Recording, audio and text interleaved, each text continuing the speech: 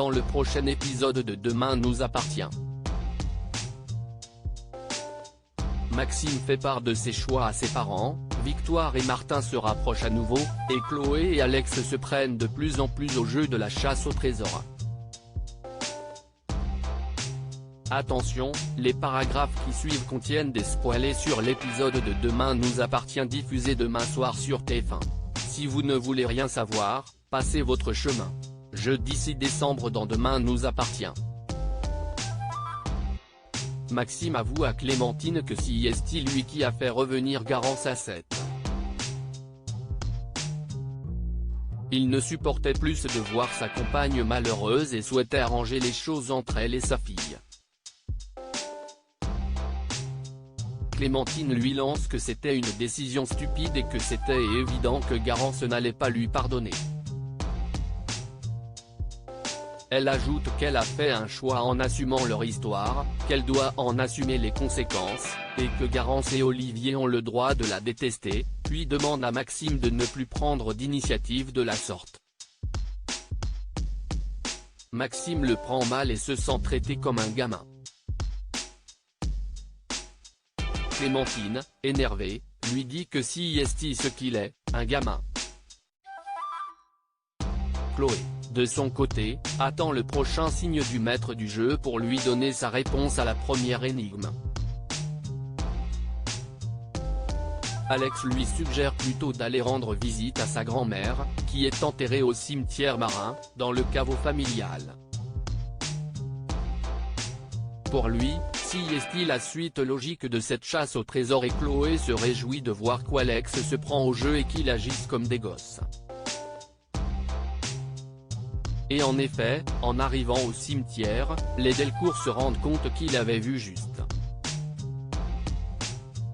Une enveloppe les attend sur le caveau familial.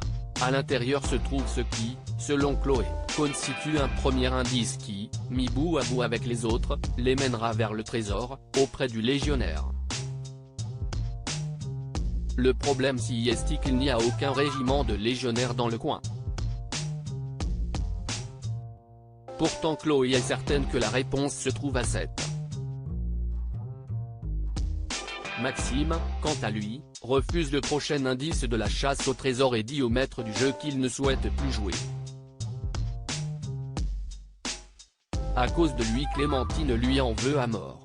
Il tombe ensuite sur ses parents et finit par leur avouer qu'il cherche du travail. Il s'est inscrit au CNED et aimerait travailler avec Alex en parallèle de ses études par correspondance. Chloé n'accepte toujours pas la situation et s'inquiète pour l'avenir de son fils.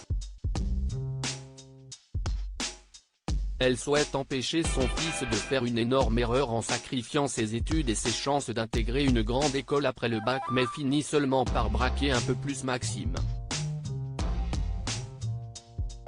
Au commissariat, Georges se vante de tous les points communs qu'il a avec Victoire auprès de Martin, qui ne semble pas forcément hyper ravi.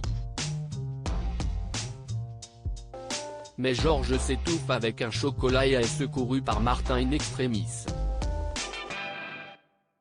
Il tombe cependant dans les pommes et est emmené par son supérieur à l'hôpital où Victoire le prend en charge.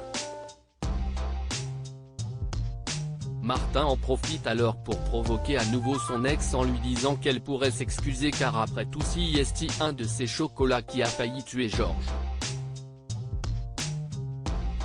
Mais leur échange, plein d'humour et de sous-entendus, finit par déraper et semble les rapprocher à nouveau. Ils se donnent même rendez-vous au Spoon à 19 h. Un date qui réjouit Victoire qui n'est pas prête à se relancer dans une histoire avec Martin mais est en manque de sexe, comme elle le confie un peu plus tard à un Georges agacé. En parallèle, Lou réalise grâce à Victor que c'est sûrement Laurence qui a monté Béatrice Reynaud contre elle et l'a poussée à changer d'avocat.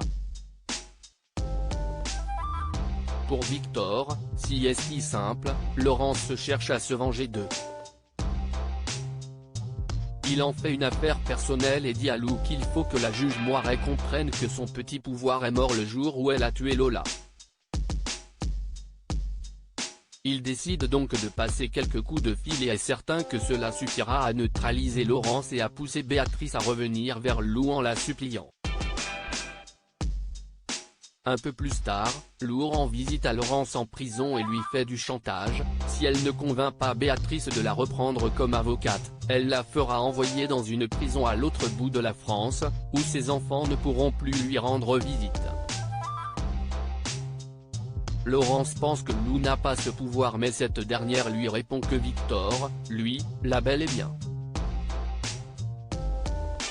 Alors, en revenant dans sa cellule, Laurence annonce à Béatrice qu'elle ne pourra finalement pas l'aider à trouver un avocat.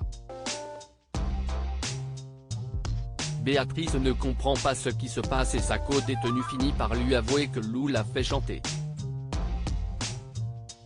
Selon Laurence, Béatrice n'a pas le choix, même si cela ne lui plaît pas, elle doit rappeler Lou. Malgré ses méthodes, Lou reste une bonne avocate et la meilleure option de Béatrice sans l'aide de Laurence. Enfin, le soir venu, Anna est accostée par le maître du jeu de la chasse au trésor de Chloé et Maxime. Ils semblent très bien se connaître et Anna lui lance qu'il avait juré de ne jamais revenir à Seth. Ce à quoi le maître du jeu lui répond qu'il a simplement changé Davis.